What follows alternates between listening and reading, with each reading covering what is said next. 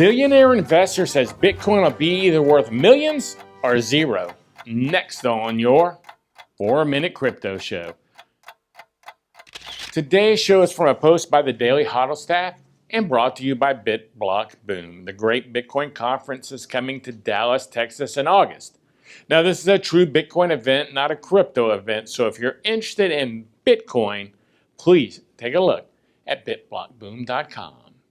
Chamath Palihapitiya, I know I pronounced that wrong, I'm sorry. He's the chairman of Virgin Galactic and founder of venture capital firm Social Capital.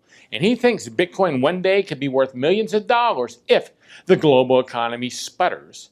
In an interview with Anthony Pompliano, the former Facebook executive and the current owner of the Golden State Warriors, noted that Bitcoin is currently far too volatile to replace fiat currency. He said, if you're going to make the case that it should replace fiat currency, well, one thing you have to look at is the volatility of the US dollar, and you can't replace it with something that's 9 sigma more volatile. It doesn't work. However, and I'm going to say this wrong again, Palihapitiya, who said he first bought Bitcoin in 2013 and at one time owned almost 5% of the active circulation, thinks that if the traditional economic infrastructure implodes, Bitcoin could emerge as a quasi-gold standard. If the US dollar plummets in value and the global economy follows the path of debasement, he argues that Bitcoin would solidify its new status. If that doesn't happen, he sees Bitcoin going to zero. He calls Bitcoin a binary investment and says the current economic climate gives Bitcoin a 5 to 10% chance of reaching the $1 million level. He stated that he has always thought of Bitcoin as a very binary investment.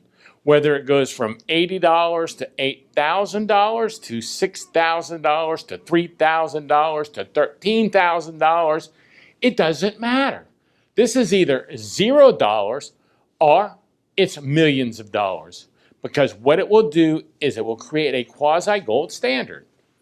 It'll create an index, except instead of having to own gold, where gold is owned by central banks, it is an instrument that has value that is determined by and between its participants, and it's owned by everybody.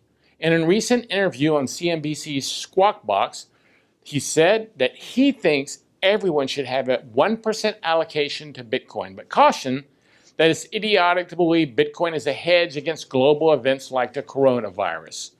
So do you agree or do you disagree?